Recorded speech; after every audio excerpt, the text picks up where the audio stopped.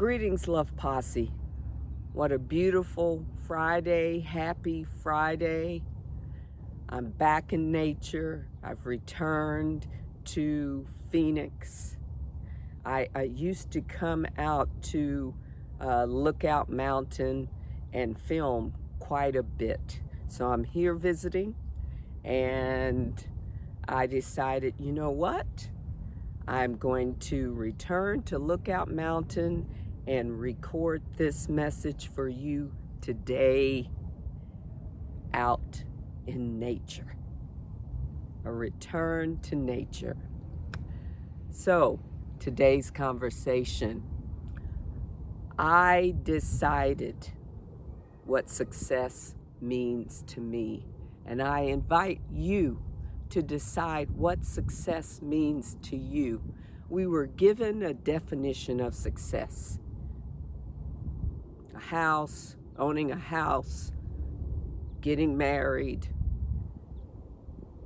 2 cars, 2.5 children. I have no idea where they got the 0.5, right? 0.5 of a child doesn't make sense to me, okay? And not everyone wants to own a house. Not everyone wants children. Not everyone wants to be married. And most of us we've been trying to meet their definition of success, even when it doesn't fit or isn't in alignment with who we are, with our values, our desires, what's important and meaningful to us, our level of education, the amount of money that we have, our lifestyle. People have been striving to meet that definition of success, measuring their life and what they have according to someone else's definition of success. They didn't think about you. They didn't think about you when they came up with this definition of success. It's their definition of success. It's how they determine whether or not they're successful or better than someone else. Because they knew not everyone wanted those things. But they held this definition up and said, you are successful if you have these things. And everybody's scrambling, at least the majority of people scrambling to meet this definition of success that they had no input in creating. I realized this years ago. I said, that's not my definition of success. That isn't what I want. So I sat down and I wrote out my definition of success. And I've met that definition of success over and over again, which is one of the reasons why I am happy. Because I'm living my life according to my definition of success. My head's not down. I don't think I'm a failure because I haven't met this definition of success that has nothing to do with me, nothing to do with who I am and what's important to me. That definition of success doesn't include spirituality. That's important to me. That definition of success doesn't include travel. That's important to me. That definition doesn't include health. That's important to me. Having to spend my money, give it away to hospitals and doctors and paying out for medication. expensive medication. I don't do any of that. That's success to me, that I'm perfectly healthy. That's the greatest success to me. So most people are structuring their lives, living their lives, striving to meet this definition of success that has nothing to do with them. Today, we have so many people who are suffering financially with mortgages and private schools and living a life that they do not want, that's stressing them out because they are measuring their lives, comparing themselves to this idea of success that has nothing to do with them. Women are being told to have children. And some of these women don't want these children. I didn't want the 2.5 children. I am happy that I don't have any children. Why take on these responsibilities when you don't want these responsibilities, all because you're striving to meet someone else's idea of success? It's empowering to create your own definition of success and see yourself take the steps to meet your own definition of success. As I stated, I've met my definition of success 10, 15, 20 times over. My definition of success included being of service to others via teaching, sharing what I've learned and experienced, sharing my knowledge to help people live better lives, fuller lives, to live their best story. I do that every day. I'm successful.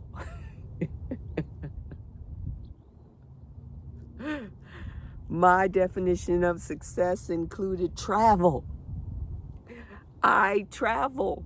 I make documentary films that are educational. Again, teaching. My definition of success, being of service, is teaching, sharing. I do that with my YouTube channels. Sharing what I love, sharing valuable information, lessons that I've learned, so you can live your best life, be the best version of yourself. I'm successful. I mentioned health. I'm in perfect health. I'm successful according to my definition of success. Learning and growing every day. That's part of my definition of success. I'm successful.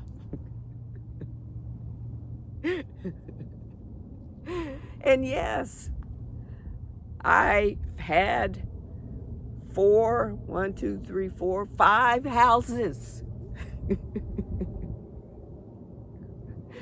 But it didn't matter to me. It's a house. I just want a clean, safe place that I'm in alignment with space, that works for me. So the point of this conversation is create your own definition of success. Measure or not measure yourself, your life, by your own definition of success. Use it kind of like if you are into, you're organized and you're into tasks, create a list. This is what success means to me. A, B, C, D, 1, 2, 3. And then as you accomplish those things, success means traveling once a year, mark it off. You're successful. Success means saving $20 out of my paycheck, mark it off. You're successful. Success means spending more time with my family, being happy, being in alignment with the universe, being in alignment with what's meaningful and important to you. Mark it off. You're successful. It's all about that definition that most people have been striving for. It's all about acquiring things and people, right? I have to acquire a spouse. I have to have that status of being married in order to be successful. I'm not married. I was.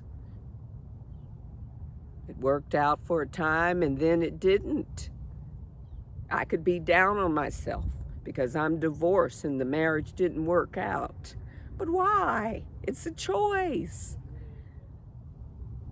I'm self-partnered intentionally. I'm having fun. I'm successful.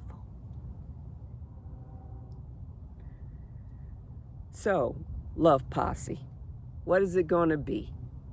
Their definition of success that most people won't ever measure up to, or your definition of success?